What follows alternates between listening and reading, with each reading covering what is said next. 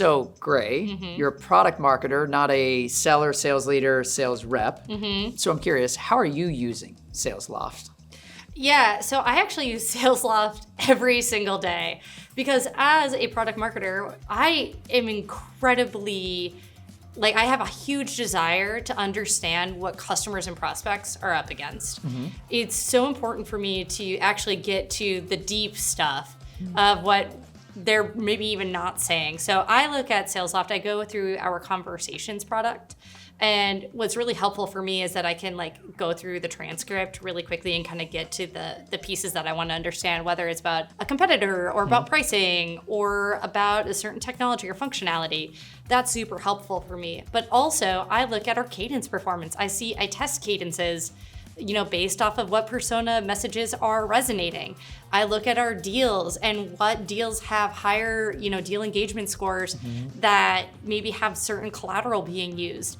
I looked at all of that on a very regular basis because I think it's my responsibility to not only understand our customers and our prospects, but also how my internal customers use this on a regular basis so that I can shape a narrative that is reflective of their lived experiences inside of our product.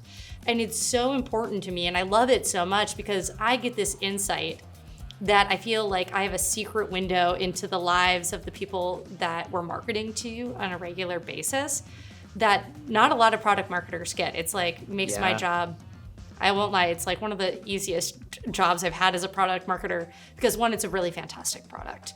But also it's because I can deeply understand it and I get to use it as well. Yeah, it's like your form of discovery. Yeah. Like data-driven discovery to figure out how do I really understand what's going on inside of the life of our customers. Yeah, and our product team actually gets a ton of feedback from our internal users. We pilot everything ourselves. And it's so great because we have this beautiful relationship where our product team is actually building things also to serve our internal customers as well as our external. And I think that's really cool because we get this immediate data point on if it's working or if it's not, and we can adjust and we can shift. And then as a product marketer, I can understand that and I can have empathy for the situations, that all of our prospects and customers are up against. Now, one last question for you. Yeah. I might put you on the spot just a little bit. Do it. I'm here for it. Okay. Now, if you think about one of those data points that you were mentioning that you found through the product that helped you go a different direction than maybe your gut feel, your intuition was let's do this. And then you saw that and you're like, whoa, interesting. Okay. Let's follow what the customers are saying, go this way. Any example decisions, projects, conversations kind of come to mind?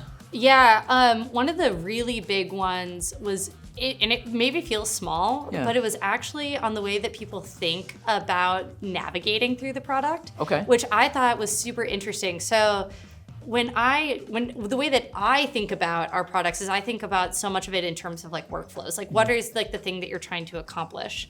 Are you trying to progress pipeline? Are you trying to create pipeline? Are you trying to go through a renewal? What's the workflow that you're going through?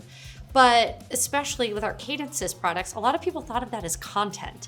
Yeah. And that did not register for me originally. So because I always just thought of the content is what you put into the workflow, but not the content itself. But the data said otherwise. And so you have to just absorb that and be able to be wrong. And which for me is really lovely because in that moment I get the opportunity to learn. And so it's super cool. But what we've seen is that in the testing, people found that they were able to manage their content a lot easier, and that's really tough for organizations because when they thought of it as a workflow, they didn't think about their content strategy holistically when they were crafting cadences. They were just thinking about it in terms of this specific cadence performance. But when we put it in content, it completely changed their mindset around cadence governance. There you go. I know. I love it. Maybe the last parallel is in sales, we're trying to help people rethink an old problem in a new way. Yeah. And you're using your product to do that every day. 100%. So yeah, it's a lot of fun and I am excited. There's some really cool things coming out that people have to tune in for, but it's really exciting to be a part of a organization that looks at the problems of everyday users and prioritizes the user experience as well as the problems that we're solving, and that I get to be one of the users. It's super cool. Well, I love that. And I loved being here, so thanks again for the invitation.